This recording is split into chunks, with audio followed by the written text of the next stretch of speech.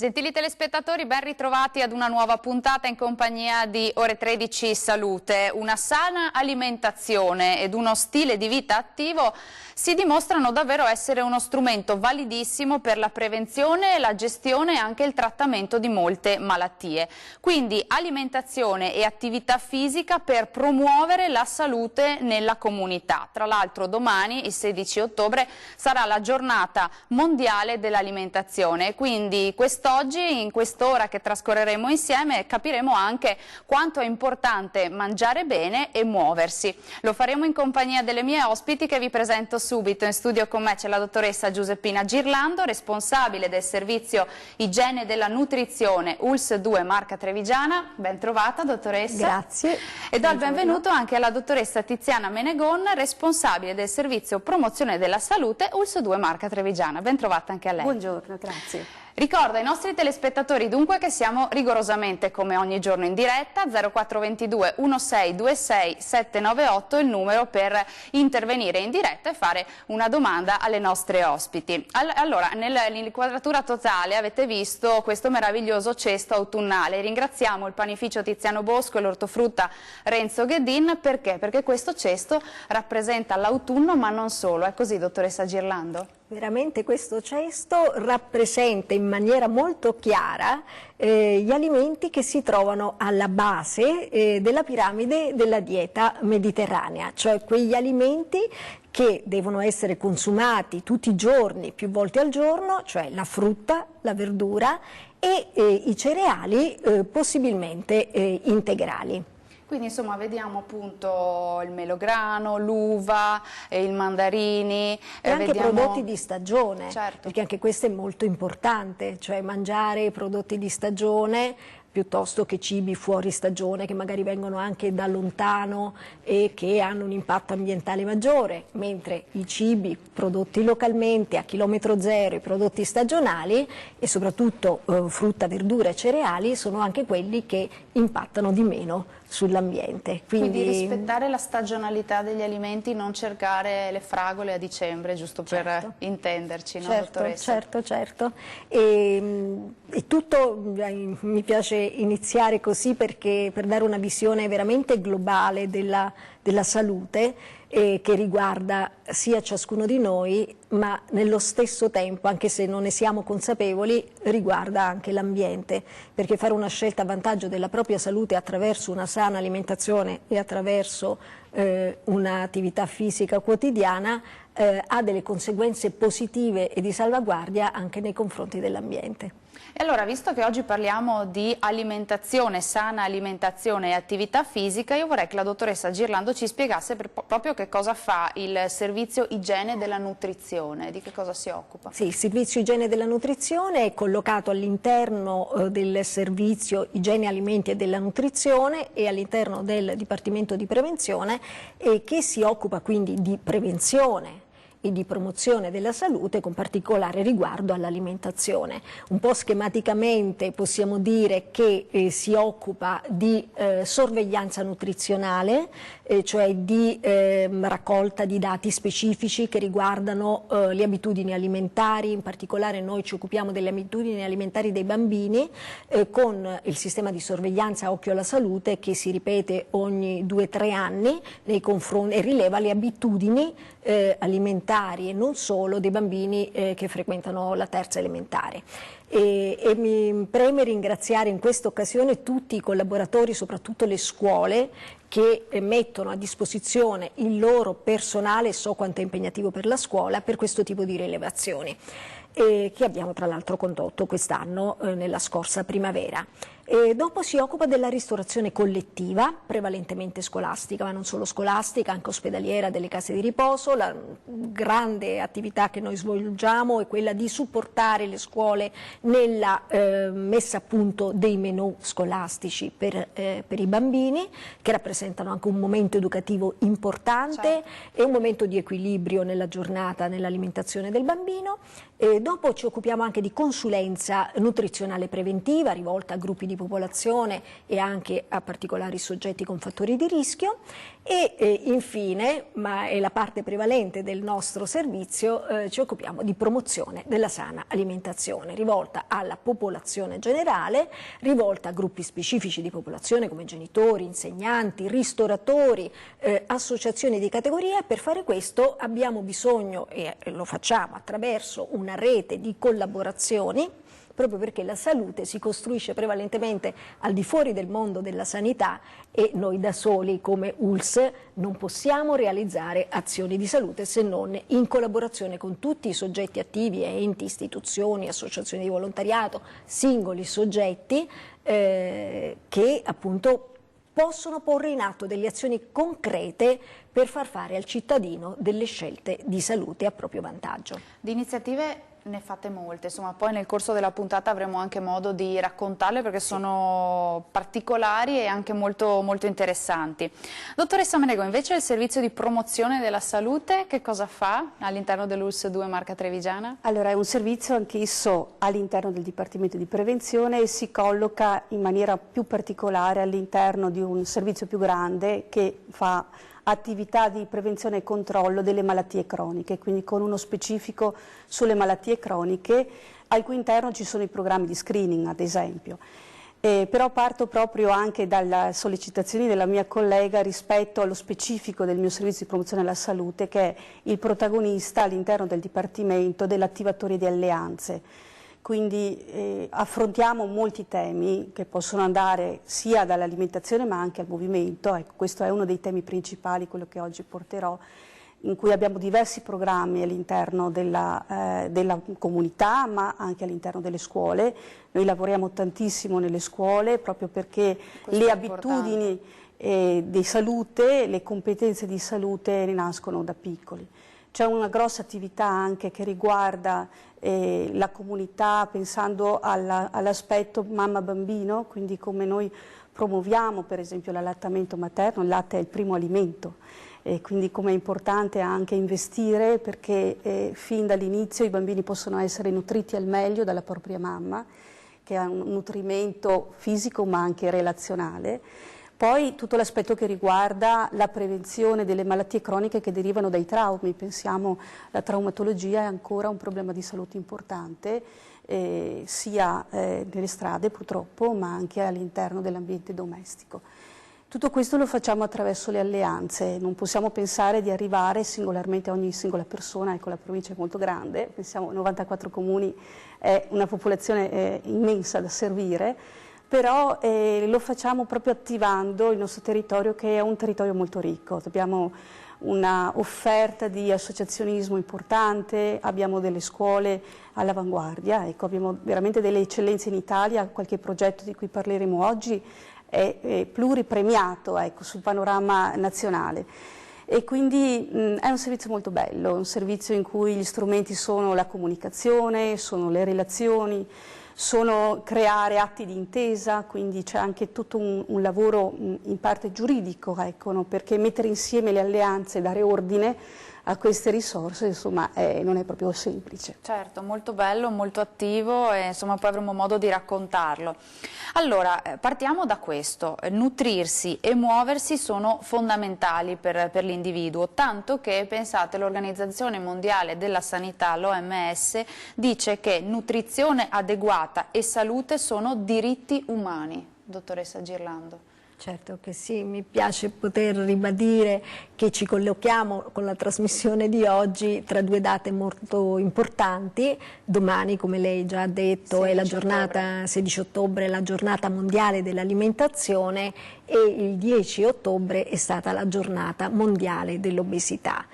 Quindi diritti fondamentali perché la salute è da considerarsi più che come un obiettivo, una risorsa delle persone per poter vivere concretamente e per poter dare un contributo al mondo e realizzarsi e attraverso una sana alimentazione, il movimento, la salute può essere migliorata e protetta e sotto gli occhi di tutti che nel mondo l'alimentazione e anche l'attività fisica o l'inattività, se vogliamo vederla dall'altra parte, comportano una grandissima quantità di patologie. Se abbiamo 800 milioni al mondo di persone che soffrono la fame, ne abbiamo altrettante che soffrono di sovrappeso e di obesità, con grandi conseguenze sulla vita quotidiana. Immaginiamo le persone obese e sovrappese che, oltre a ricorrere molto più spesso ai servizi sanitari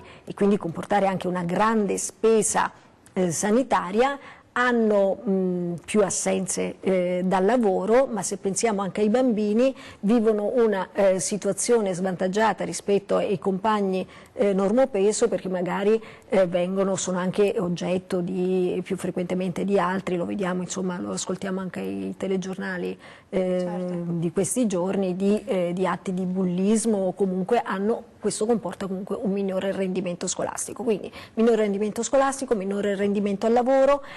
Pensi che noi paghiamo circa 300 euro l'anno di tasse in più per compensare questi problemi legati al sovrappeso e all'obesità, per una riduzione di giornate di lavoro per le persone che hanno problemi di salute legati al sovrappeso e all'obesità, che non dipendono soltanto da una scorretta alimentazione, ma anche e soprattutto da una inattività fisica, perché c'è ovviamente un problema di entrate e di uscite, cioè se noi mangiamo sempre più alimenti ipercalorici e consumiamo di meno, l'unica strada per riconvertire tutta questa quantità di energia che incameriamo è quella di aumentare di peso. La pubblicità incombe, una battuta soltanto. Lo stato di salute invece della popolazione del nostro territorio, abbiamo detto insomma che... Sì.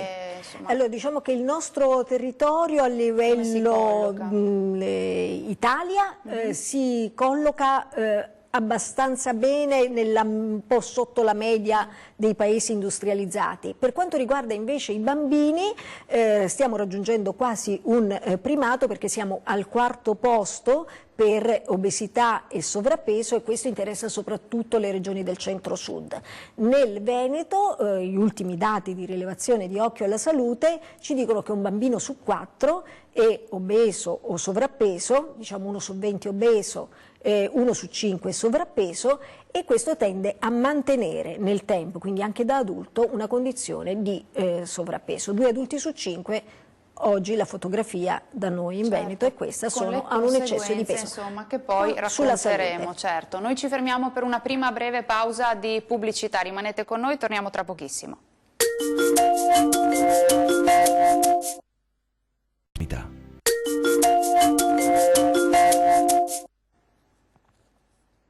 Ben ritrovati in studio, ancora in diretta in compagnia di Ore 13, 0422 16 26 798 per intervenire in diretta.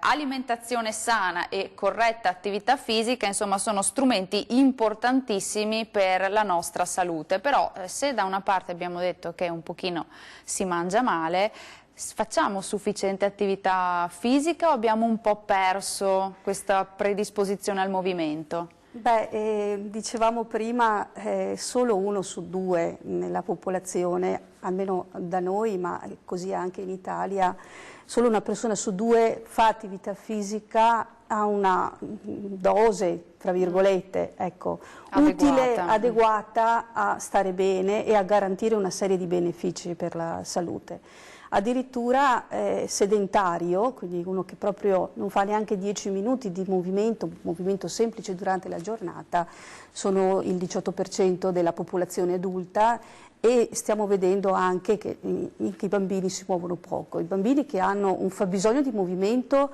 di più dell'adulto, ecco, se l'adulto può accontentarsi proprio di fare minimo mezz'oretta al giorno di attività moderata, e questo è il minimo? E questo è il minimo, ecco, il bambino, che è un organismo in crescita, minimo 1 ora, ecco. Non stiamo offrendo forse anche ai nostri bambini la possibilità di godere di questo diritto. Prima si parlavano di diritto al movimento. È un peccato, perché noi nasciamo per il movimento, cioè nella nostra natura muoverci, fin da quando siamo nel grembo della mamma, ecco, le popolazioni longeve del pianeta ci insegnano questo. E noi anche di fronte ai bambini, che poi sono l'espressione della vita, l'espressione del movimento, siamo tendenzialmente freniamo, no? Stai fermo, ma quanto ti muovi? Ah, benedetto, per fortuna che si muove sto bambino, ecco. Quindi dobbiamo un po' anche recuperare questa dimensione nel quotidiano. Tante volte pensiamo anche all'attività fisica strutturata, abbiamo incasellato un pochettino anche questo in una cosa difficile, no? Mentalmente pensare, oh, mi devo muovere, mi devo organizzare, mi comprare le scarpe che vanno bene. Perché quando, mi scusi se la interrompo, si pensa all'attività fisica, si pensa a chissà che cosa. In realtà stiamo parlando di movimenti semplici, una camminata, allora, il cammino è corsa. la cosa che promuoviamo di più, poi lo vedremo, perché è proprio il movimento più naturale che ci viene, è il più economico, il più semplice, lo possiamo praticare ovunque quasi, e spostarsi in casa, fare i piccoli lavoretti. Ecco, prima guardavo il cesto e dico che bello se quello viene da un orto che è stato coltivato, in cui praticamente una persona ha fatto anche del movimento. Ecco, nei millenni scorsi i nostri antenati facevano chilometri per andare a procacciarsi il cibo, poi abbiamo imparato un pochettino a stare un po' più a coltivare e a non cacciare, però se non recuperiamo questa dimensione, questo gusto del muoversi per vivere, pensiamo sempre a delle cose molto strutturate, casellate, e siamo un po' anche pigri, perché questa cosa ci costa più fatica, no? Quindi diciamo, abbiamo la fatica normale, no, del mettersi in azione, ma anche la fatica di programmare l'azione. Anche perché il movimento fa bene. Quali sono i benefici che dà al nostro corpo? Questo fa bene, è un fa bene grande. Ecco. E non è solo fisico? Non è solo fisico, non ce ne rendiamo conto, anche i medici a volte lo raccomandano poco. Fa bene perché agisce intanto sul corpo, ecco, noi abbiamo una corporeità importante, una corporeità che è fatta di organi, di apparati, e il movimento mette in moto tutto l'apparato cardiovascolare, l'apparato osteoscheletrico, muscolare, il metabolismo, perché poi ritorniamo sul tema, no? Perché mangiare male fa male, no? Ecco. Ma anche il sistema immunitario, ma anche il sistema nervoso, e qui abbiamo tutti i benefici della psiche che non sono fantasie, no? Pertanto uno pensa, no, che sia un pensiero felice, no? Ci sono proprio delle molecole, degli ormoni, delle sostanze che il nostro corpo produce facendo movimento. Lo produce sia in automatico, pensiamo anche, no, all'euforia che ci può dare, no, il cuore che batte più veloce, ma ci sono anche per esempio le endorfine, ecco, quelle sostanze, quegli ormoni che fanno un po' tollerare il dolore, un po' lo stress, ma poi ti danno una gioia immensa quando tu hai raggiunto un bel obiettivo. Quindi un benessere non solo fisico ma anche psichico, una soddisfazione personale. E poi dicevamo prima, no, non è che ci si muove per muoversi, ci si muove per realizzare qualcosa di bello nel mondo, quindi nella socialità, nell'esprimere, ecco, non è che io vengo e faccio solo movimento per sprecare energia, la mia energia va a muovere qualcos'altro e a realizzare una parte di me. Quindi questo è secondo me il compimento massimo che uno può dare, ecco, nel mettersi in movimento. E anche nella relazione, nella socialità, ecco, alcune nostre iniziative funzionano proprio perché si fanno in gruppo, perché si fanno insieme alle altre persone, si condividono le fatiche, ma anche le cose belle. E si sente meno anche un po' la fatica, la stanchezza quando si cammina, si fa in gruppo. Un po' più voglia, un po' più entusiasmo. Dottoressa Girlando, poco fa dicevamo insomma che quei bambini che sono sovrappeso più facilmente sono predisposti nell'età adulta a mantenere quel sovrappeso. Con quali conseguenze? Sì, le conseguenze sulla salute riguardano prevalentemente le malattie non trasmissibili e cronico-degenerative, che sono quelle di cui ci si ammala di più e di cui si muore anche di più. Basti pensare che a causa dell'eccesso di peso e dell'obesità dovuta sia alla scorretta alimentazione che alla inattività fisica sono dovuti 3/4 dei casi di diabete, 1/3 delle malattie cardiovascolari, metà delle malattie ipertensive, diversi tipi di tumore, soprattutto il tumore del colon e il tumore della mammella, quindi possiamo fare molto per evitare queste malattie attraverso il nostro comportamento. Più della metà di queste malattie si prevengono attraverso gli stili di vita sani. la scorretta alimentazione e l'inattività fisica sono la principale causa di morte.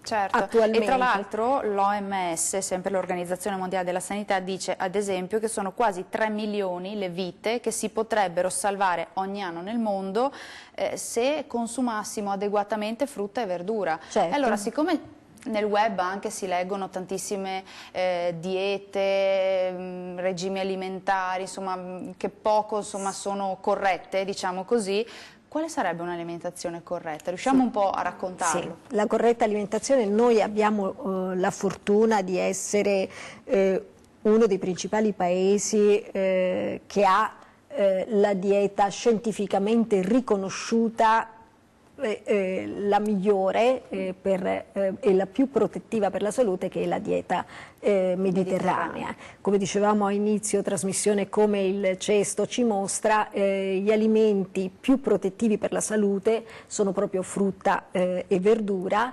i cereali, possibilmente integrali, questo perché contengono fibre che abbassano la densità energetica della dieta, perché il nostro vero problema oggi è quello di avere ampiamente a disposizione alimenti ipercalorici, cioè ricchi di grassi saturi, che sono i meno protettivi per la salute, di sale e di zuccheri, che fanno lievitare automaticamente il peso a fronte di una ridotta attività fisica. Mi piaceva quello che dicevi prima, Tiziana, cioè che noi siamo un attimino diseducati, non solo al movimento ma anche al mangiare sano, perché queste abitudini scorrette che si apprendono fin da piccoli sono difficili poi da modificare, perché anche abituare il gusto a questi alimenti così sapidi, le industrie alimentari anche studiano una combinazione particolare di grassi, sale e zucchero, che rendono così appetibile questo alimento, che è poverissimo invece di nutrienti protettivi per la salute. Quindi c'è un aumento spropositato di calorie a fronte di quasi zero alimenti protettivi della salute, che sono antiossidanti, vitamine, fibre, carboidrati complessi, che ci servono da carburante, proteine magre, oli, grassi insaturi, cioè quelli che provengono prevalentemente dall'olio extravergine d'oliva, dal pesce, che ha quel grasso protettivo, i grassi protettivi che sono gli omega 3.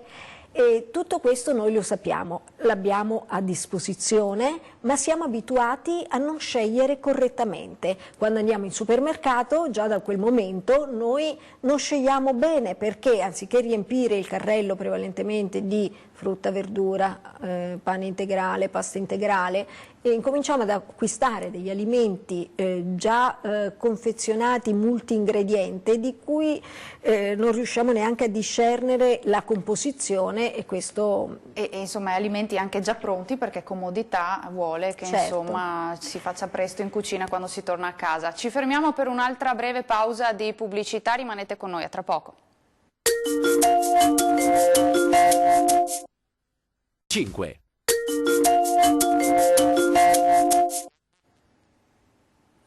Ben ritrovati in studio, ancora in diretta in compagnia di Ore 13. Allora, abbiamo detto alimentazione, attività fisica importantissime per prevenire le malattie, uno strumento a nostra disposizione per la nostra salute, e insomma per la nostra salute l'attività fisica, abbiamo detto, è fondamentale, anche per coloro che magari hanno qualche patologia. L'attività fisica fa sempre bene, con moderazione, con modalità diverse magari, ma deve essere fatta. Assolutamente. Allora, prima abbiamo così parlato un po' dei benefici, ecco, in un organismo sano, in un organismo che sta crescendo, che si sta sviluppando. Però ci sono condizioni della vita, a volte anche transitorie, in cui il movimento va ad attivare anche una sorta di processo di guarigione, o comunque fa in modo che delle complicanze che possono insorgere insorgano con meno frequenza o addirittura non si presentino.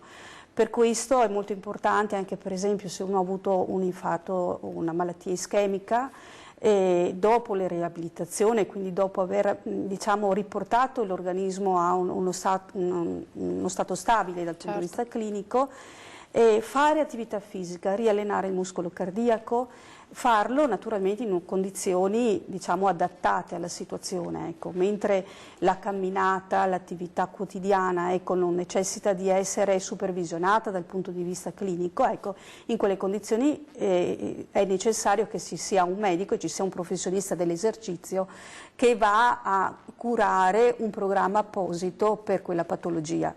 È molto raccomandata per esempio anche nelle persone che hanno avuto un intervento chirurgico o comunque una patologia neoplastica, proprio perché va ad attivare quei benefici sul sistema immunitario.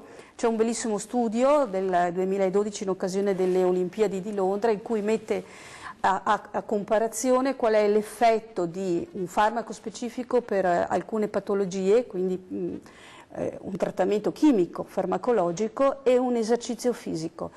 E io sono rimasta stupita la prima volta che ho visto questi dati, proprio perché si vede come per alcune patologie l'esercizio fisico, ripeto, fatto con il giusto dosaggio, con il giusto monitoraggio, ha addirittura pari o più beneficio del farmaco. Quindi come possiamo noi, è molto evidente per il diabete, ma ripeto anche per alcuni tipi di neoplasie, ma per la depressione stessa, prima parlavamo della salute mentale, come è importante che noi recuperiamo questo grosso potenziale che abbiamo a portata di mano, così sì. Certo. È chiaro che dobbiamo acquisire delle competenze, quindi noi investiamo anche sulla formazione, quindi le competenze, le persone si devono sapere orientare per fare queste scelte, ma anche nei professionisti, quindi abbiamo anche delle alleanze con delle associazioni, con delle palestre che hanno fatto dei percorsi formativi e che riescono ad offrire alla popolazione anche dei programmi di attività fisica adattati a chi ha una specifica patologia. Ecco, quindi sì, fa sempre bene, e diciamo che fa bene qualitativamente e anche quantitativamente. Anche poco può allungare la vita, cioè sembra di no, però uno dice cosa vuoi? No, il nostro orologio biologico è flessibile. Certo. Sta a noi, ecco. È molto bello questo, che si può cominciare in qualunque momento. Cioè, finora non l'ho fatto, allora non lo faccio più, non sono più in tempo a farlo, invece in qualunque momento si può... possono aggiungere candeline alle torte, ecco, sì. in qualsiasi momento anche... ci sono storie di persone che insomma arrivate anche ai 70 anni hanno cominciato attività fisica a livello anche diciamo così impegnativo se non agonistico, ecco, quindi se si leggono anche le storie di chi ha superato oltre i 100, i 110, 120 facevano attività fisica, voglio dire, da far concorrenza a noi che magari abbiamo qualche anno in meno. Lo stesso vale per l'alimentazione, nel senso che non è mai troppo tardi per correggere, diciamo così, per aggiustare il tiro, uno stile di alimentazione non adeguato. Che però sono molto difficili da adottare se si è presa un'altra abitudine. Nessun alimento è da abolire dalla dieta, le trasgressioni sono ammesse, cioè il discostarsi o mangiare quegli alimenti che sono all'apice della piramide della dieta mediterranea, cioè quelli che vanno consumati occasionalmente, quali possono essere i dolci, oppure la carne rossa, gli insaccati, che sono previsti con una minore frequenza. Certo. Tutto si può mangiare, solo che quello che conta è l'abitudine, cioè quello che io faccio con regolarità deve essere quello sano, quello salutare, cioè mantenere nel tempo e non ricorrere a diete che promettono miracoli, che invece danneggiano fortemente il fisico e che fanno recuperare i chili persi con gli interessi. Quindi va mantenuto un buon peso mangiando regolarmente, quindi ci deve essere anche un equilibrio e variando moltissimo. Poco fa si diceva però anche che la freneticità della vita di quest'oggi insomma ci induce a semplificarci la vita, no? Sostanzialmente, quindi acquistando prodotti già pronti, non va sempre bene. Non va sempre bene, bisogna un po' organizzarsi un pochino, quindi bisogna partire sicuramente da una buona prima colazione, perché chi salta per freneticità o per sbrigatività la prima colazione in realtà è chi ingrassa di più, perché si contrae un debito nei confronti della giornata che nel corso dei pasti successivi e soprattutto la sera si recupera con gli interessi. Quindi che cosa bisogna privilegiare fare una buona prima colazione, devono essere previste sia le proteine che i carboidrati, quindi o le proteine di un latte o di uno yogurt e i carboidrati o del pane integrale oppure della frutta. Quindi una combinazione yogurt e frutta oppure di latte e cereali. Attenzione ai cereali della prima colazione, impariamo a leggere l'etichetta perché forse non è una conoscenza nota a tutti che i cereali della prima colazione sono molto ricchi di sale.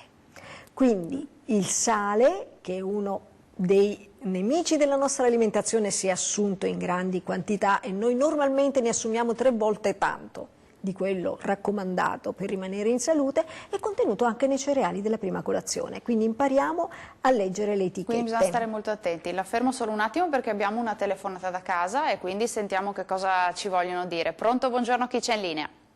Buongiorno, posso dire che sono di Isola Vicentina, provincia Vicenza. Buongiorno, e vi dico la mia, sto qua proprio che vi ammiro, vi apprezzo la vostra trasmissione. Grazie signora. Prima cosa vi dico di mio marito. Allora, mio marito, cominciamo, aspetta perché è una storia anche un poco, mi scusa Sara perché mi è la prima volta che parlo in televisione. Anche perché sono anche ignorante. Non si preoccupi signora, non si preoccupi. Prego, ecco.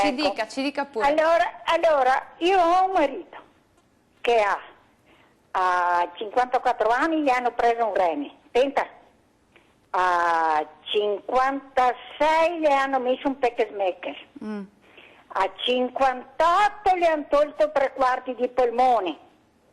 3/4 di polmone. E va bene. E fin lì dopo avanti così, molto attivo, qua e là con le attività, camminare, e lui sì, va bene. Poi non è finita lì, perché che è venuto miastenia e diplopia, arriva dal polmone. Sa cosa vuol dire miastenia e diplopia? No, vuol dire signora. un occhio vede doppio e un occhio si chiude. Ecco. Ciao. Dopo fa 2 ischemie. E volta via lì. E qua vicino in casa, in chiama, avanti, va bene. Siamo tutto. Encefalogramma, quella pronta per soccorso, eccetera. Insomma, ha avuto qualche problemino di salute, insomma, ci sembra di capire, giusto? Ina, adesso che dico, ha 81 anni, no? Sì. Però con la sua volontà di attività fisica, la mia alimentazione, perché lui, la colazione, su avete appena parlato di colazione con il tè,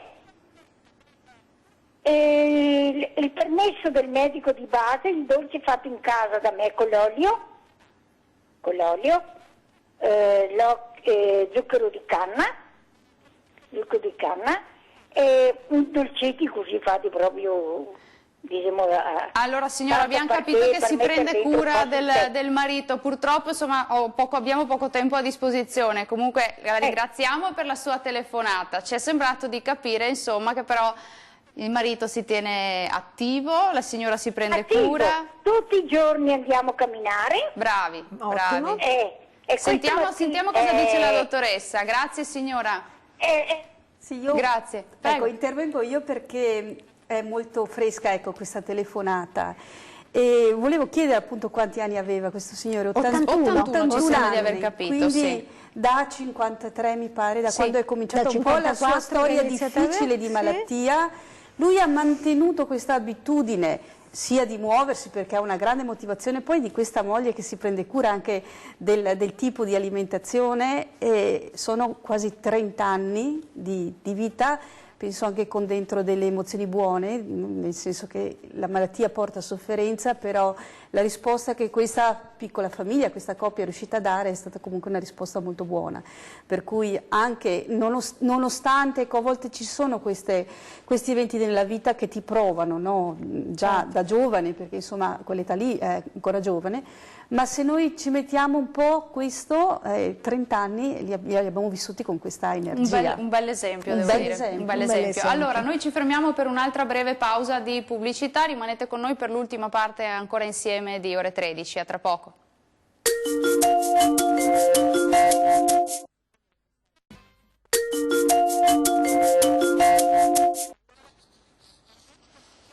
Ben ritrovati in studio in diretta, ore 13, stiamo parlando di alimentazione e di attività fisica, abbiamo insomma raccontato che anche i piccoli cambiamenti nella vita di tutti i giorni, nella nostra alimentazione o nell'attività fisica che possiamo praticare o meno, insomma sono molto importanti per migliorare comunque il nostro stato di salute, però la sola informazione non basta, dottoressa Girlando, bisogna insomma andare nel concreto per modificare questi stili di vita. Com'è possibile farlo? Che cosa manca? Sì, come lei ha ben detto, la sola informazione non basta, tutti siamo molto informati, magari le informazioni non sempre sono corrette, si sanno, insomma, ma comunque però... le cose principali si sanno, ma è difficile metterle in pratica, difficile per il singolo metterle in pratica, quindi è molto importante per la persona trovare nell'ambiente in cui vive delle opportunità che la facilitino, che la aiutino a fare delle scelte a vantaggio della propria salute, sia dal punto di vista alimentare che dal punto di vista dell'attività fisica. Tutti noi facciamo più facilmente quello che ci costa di meno e che ci piace di più. Quindi dovremmo trovare, cioè l'ambiente dovrebbe attivarsi e la comunità anche, e anche la politica, quindi le scelte a vantaggio dei propri cittadini dovrebbero aiutare il cittadino a scegliere meglio per sé. Per questo come ULSS abbiamo ideato delle iniziative che abbiamo potuto mettere in campo grazie alle alleanze, alle reti con tutti quei soggetti significativi del territorio, quindi i comuni, la scuola, i commercianti, e abbiamo qua un esempio di due validissimi commercianti che ci hanno offerto i loro prodotti, e con queste alleanze noi possiamo coinvolgere di più le persone a mettere in atto dei comportamenti salutari. E allora che cosa propone l'ULSS? Sì, tra le nostre iniziative ormai da diversi anni ad esempio abbiamo organizzato i corsi di cucina sana che attuiamo all'interno dei comuni, quindi in collaborazione con i comuni,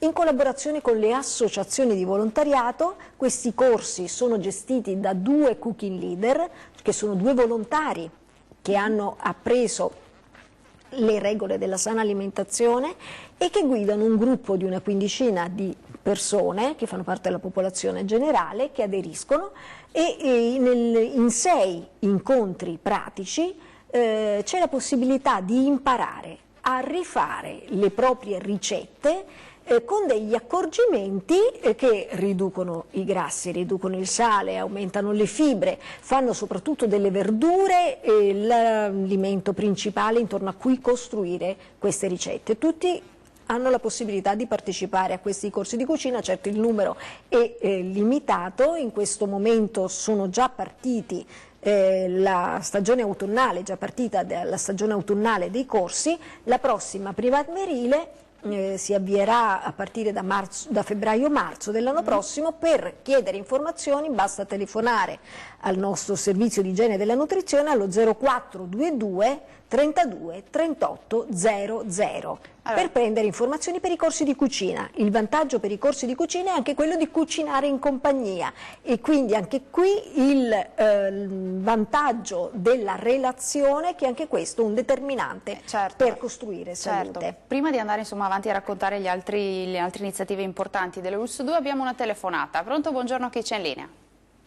Buongiorno, mi chiamo Anna Maria. Buongiorno Anna Maria, prego. Buongiorno, io ho un nipote di 9 anni, Sì? ghiotto ma ghiotto di dolci.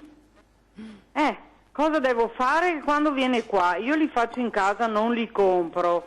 Parlo come la signora di prima, zucchero di canna e con l'olio, il burro non lo voglio neanche vedere. 8 anni, 9 anni, come devo signora? fare? Perché delle volte io dico, Marco, guarda che ingrassi, mia figlia, no mamma, non mettergli in testa ste cose. Quanti anni ha, 9 signora? anni. 8 anni, 9 anni, abbiamo capito bene? 9 anni. Allora 9. sentiamo, grazie Anna Maria, grazie. Allora Allora dice dire, che è devo... particolarmente ghiotto di dolci questo bimbo. Il dolce sicuramente è un gusto a cui è innato, è il gusto innato perché quando nasciamo abbiamo questo già gusto innato per propensione per il dolce e per questo i pediatri raccomandano di non aggiungere zuccheri al di sotto dei 3 anni per non già abituare il gusto del bambino per il dolce, perché poi con l'età andrà sempre a riscegliere i dolci. Allora potremmo invitare il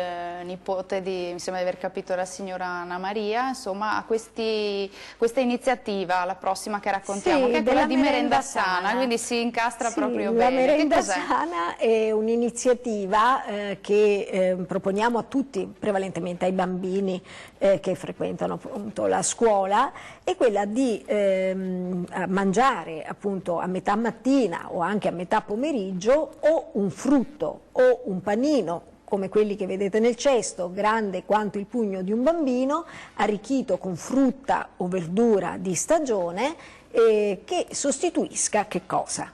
Il dolce, cioè che sostituisca la merendina ipercalorica oppure quello snack salato come possono essere le patatine e le bibite gassate zuccherate. Diciamo che in tutti i programmi di prevenzione dell'obesità abbiamo questi 3 pilastri dal punto di vista alimentare: il contrasto alle bibite gassate zuccherate, il contrasto agli alimenti ipercalorici, e le merendine lo sono tantissimo, e il favorire il consumo di frutta e verdura. Quindi preferire al dolce un frutto che è già molto dolce, rieducare il gusto ad apprezzare il dolce della frutta. Il nostro dolce deve essere la frutta, perché oltre ad apportarci gli zuccheri semplici ci apporta vitamine, antiossidanti, acqua, fibre, che sono gli alimenti più nutrienti e protettivi per la nostra salute. Il pane, stessa cosa, il pane prevalentemente integrale, arricchito di frutta e verdura, può sostituire la merendina. Per fare questo cambiamento non bisogna scoraggiarsi, poi un bambino che vede l'altro bambino che mangia questo panino è anche più incentivato a provare a cambiare, ma se ci scoraggiamo, allora per modificare le abitudini, mentre la signora parlava pensavo proprio a questo, cioè non è che bisogna impedire al bambino oppure metterlo ad un strettissimo regime dietetico, no, bisogna cambiare le abitudini anche intorno della famiglia, quindi fin dal momento della spesa i dolci noi non li compriamo, compriamo la frutta. Certo, siccome dobbiamo parlare anche appunto delle attività insomma, che vengono attuate per promuovere l'attività fisica, parliamo invece anche di un'altra cosa, perché anche gli adulti andrebbero un po' educati, diciamo così, ad un'alimentazione più corretta, e quindi c'è questa iniziativa che è il mangiar sano in pausa pranzo. Sì, questo per la frenesia di tutti i giorni che non si torna più a casa a mangiare, è ovvio che si va dove il primo posto che si trova, che può essere il bar, il ristorante, oppure la mensa aziendale, oppure la nostra mensa dell'ospedale o dei posti dove andiamo a mangiare, quindi andiamo in grandissima velocità, ci mangiamo 2 tramezzini che sono deleteri perché sono ipercalorici e non ci saziano. Abbiamo pertanto inventato questa iniziativa costruendo una rete di ristoratori, quindi bar e ristoranti, che offrono alle persone che fanno la pausa pranzo appunto non a casa ma fuori casa un pasto sano costruito secondo un disciplinare che ha i principi della dieta mediterranea. Quindi la persona che va in questi bar o ristoranti contrassegnati da un simbolo che è la melina verde e del mangiar sano in pausa pranzo può scegliere di un pasto Certo. sano, come anche no. La cosa più importante è scegliere nella quotidianità il piatto sano. Poi, una volta ogni tanto, si può anche mangiare qualcosa di più elaborato. Comunque le abitudini, insomma, si possono cambiare. Che cosa fa l'ULSS 2 invece per promuovere l'attività fisica? Beh, partiamo dai bambini, visto che siamo rimasti su questo tema, e partiamo dal movimento naturale, no? I bambini intanto vanno a scuola e ci interessa che i bambini vadano a scuola anche con le proprie gambe, ecco, che riescano a imparare il movimento giorno per giorno andando a scuola a piedi. Questo è un progetto, un'iniziativa che si chiama Pedibus, ormai ha più di 10 anni.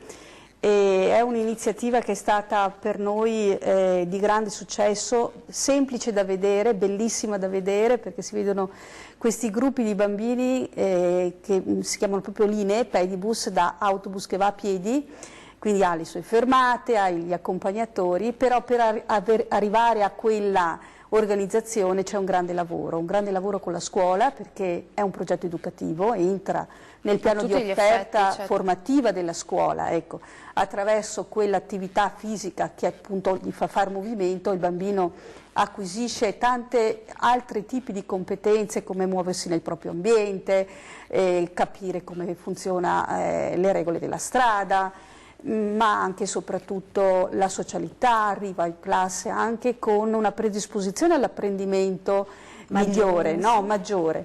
Per cui ci sono le maestre che ci dicono, ecco, quelli che fanno il pedibus arrivano, sono già concentrati, mentre altri arrivano, salgono in macchina, si fanno il viaggio più o meno. E poi sono bellissimi da vedere con il sole, sono con la bellissimi, pioggia. Sono per questo noi ringraziamo i partner, ecco, tornando anche alla dimensione ecologica di cui dicevamo prima, ecco. Tutto questo, noi abbiamo più di 250 linee di pedibus, quindi in 60 comuni c'è il pedibus, in oltre 100 scuole c'è il pedibus. Noi riusciamo a far camminare tra i 5 e i 6 mila bambini in un anno, e questo si traduce in beneficio per l'ambiente, perché andiamo a ridurre le emissioni di anidride che arriva dal monossido e tutti i gas delle auto. Equivale come a piantare, a fare il lavoro di 4.000 alberi, quindi in un anno. È un grosso risultato. Noi facciamo in modo che i bambini si calcolino facciano proprio delle unità di apprendimento su questo, perché apprezzino il valore della fatica che stanno facendo e del gesto che stanno facendo. E ringrazio questo, voglio dirlo anche insomma ai nostri partner Savno, Contarina e Veritas, che ci forniscono poi gli equipaggiamenti, perché è importante che tutti concorriamo, dai comuni che fanno la segnaletica alle scuole, a questo bellissimo progetto.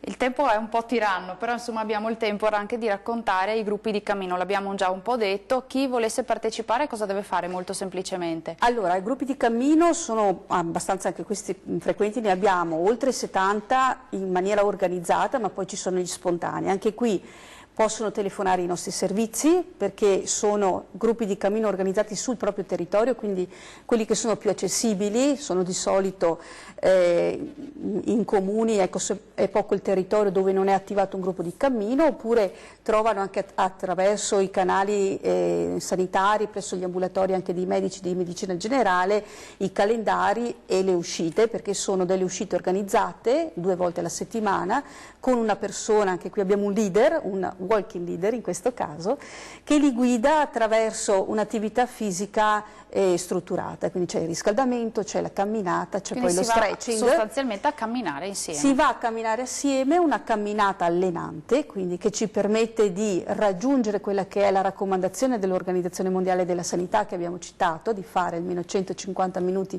di attività fisica alla settimana, e mette in campo anche tantissime, io ho delle testimonianze veramente bellissime di queste persone, sono rivolte a tutta la popolazione. Ecco. Poi Quindi chiunque può partecipare. Esatto, di gruppi che magari si caratterizzano di più per l'età, ma abbiamo anche insomma le donne col passeggino, ecco, perché fare attività fisica. Siamo in chiusura, abbiamo detto tutto, abbiamo raccontato tutto un po', insomma, ci sarebbe un universo. Ecco, sì. Io approfitto per ringraziare proprio tutti i partner, l'abbiamo detto più volte oggi. Mi unisco ecco, noi veramente come anche noi abbiamo fondato una rete ispirata a una carta internazionale che promuove il movimento, la Carta di Toronto, e la rete provinciale per l'attività fisica, Lasciamo il segno. E ormai siamo oltre 300 partner di tutti i settori, quindi c'è la parte pubblica ma c'è anche tutta la parte dell'associazionismo, del privato, che ci permette di coprogettare iniziative, la ginnastica al parco d'estate, Ridatti una mossa, ma tante altre. Ecco, penso che proprio il tempo ci sfugge via per dirlo. L'opportunità è quella che dobbiamo rendere, ecco, il movimento come un prodotto spendibile, ecco, è naturale, magari è come l'acqua, no? Però dobbiamo rendere delle opportunità perché uno gli piaccia e scelga quello che gli piace, perché sennò non continua. Certo.